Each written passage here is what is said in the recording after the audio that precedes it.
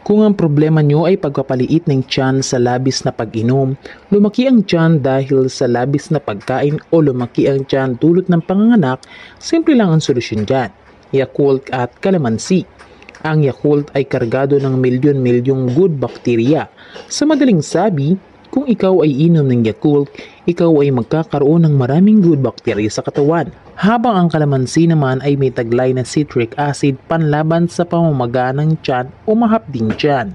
Sa madaling sabi, nagagawa nitong malunasan ang pananakit ng tiyan at maiwasan ang pagkakaroon ng ulcer.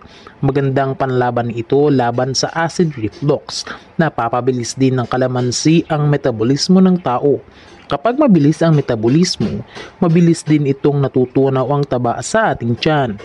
Ang iba ay hinahaluan ng kalahating basong maligamgam na tubig. Ngunit, mas mainam na hindi mo na ito haluan ng tubig upang hindi mabawasan ang taglay nitong mga kabenepisyo.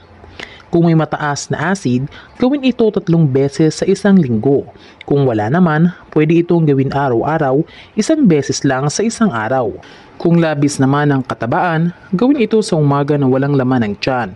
Bukod sa epektibo itong pampaliit ng tiyan, subok na din itong pampalakas ng resistensya na mainam panlaban sa anumang uri ng sakit. Huwag ilalagay sa ref o freezer ang Yakult.